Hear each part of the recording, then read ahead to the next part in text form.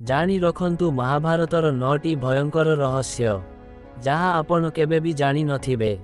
महाभारत को हिंदू धर्मर पंचम वेद कुहाजाए एवं महाभारत युद्ध सहित महाभारत आरंभ होइथाए बोली मध्य मान्यता रहिछि।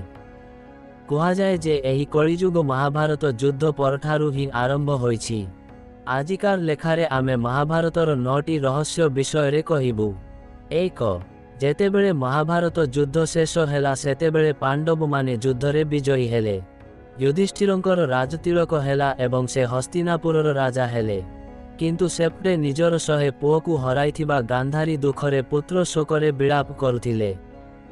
जेतेबेले श्रीकृष्णंकर हस्तिनापुर छाड़िबार समय आसिला सेतेबेले से गांधारींकु भेटिबाकु गले सेतेबेले गांधारी तांको वंश निपात हेबार अभिशाप देले। 2 हस्तिनापुर पांडव माने राजत्व कले किंतु द्वारिकारे कौनसी कारणरु जदु वंशरे परस्पर भितरे युद्ध करिबा कारणरु वंश संपूर्ण निपात होइगला। ताहा प्रभाक्षेत्ररे घटिथिला। 3 श्रीकृष्ण पृथ्वीरु चालीगले एवं सेपटे प्रभाक्षेत्ररे जदु वंशरे परस्पर को मारिबा परे बलराम छाड़ी चालीगले एवं श्रीकृष्ण एकाकी प्रभाक्षेत्ररे रहिबाकु लागिले। थरे से बसिथिबा समयरे जरा नामक शिकारी भूलरे तांकु तीर मारिदेले। 4 कौरव 100 भाई नुहे बरं 99 भाई एवं जने भौणी दुश्शीला थिला। पुणी जने दासींको पुत्र जुजुत्सु जहाँकि कौरवंकर भाई थिले।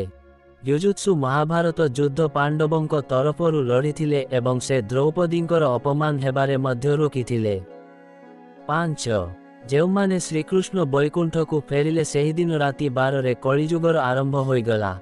सेहिठारु पांडव माने हिमालयरु स्वर्ग चली जाती एवं सेही समय रे एक कुकुर रूपरे जमराज सेमानंकर मार्गदर्शन कराइथिले। जने जने हिमालय रे चढ़िबा मात्रे तळकु खसी प्राण हारिले किंतु युधिष्ठिरंकु छाड़ी कारण से केबे गर्व करि नथिले। 6 स्वर्ग द्वार रे जमराज कुकुर रूपरु निजस्व रूपरे आसी युधिष्ठिरंकु स्वर्गकु नेबा पूर्वरु नरककु नहीं जाती। सेठारे से निज भाई एवं द्रौपदींकु निजर दोष स्वीकार करिबार देखिबा सहित जमराज तांकु कहंती जे सेमाने 7 कहि रखिबु जे महाभारत माता पार्वती एवं तांको पुत्र गणेश लेखिथिले एवं वेदव्यास केवल ताहाकु कहिथिले। वेदव्यास कौनसी लोकर नाम नुहे बरं ताहा एक उपाधि जहाँकि ज्ञानी गुणी विद्वानंकु दिया जाइथाए। 9 गुरु द्रोण महर्षि भरद्वाज अंको पुत्र एवं कौनसी पांडवंक गुरु मध्य थिले।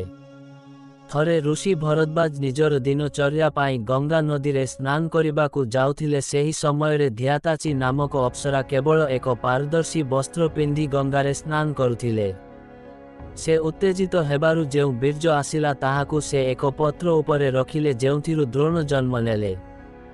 बंधुगण आपण मानंकु एही पोस्टटी भल लागिथिले आम पेजकु लाइक और शेयर करंतु।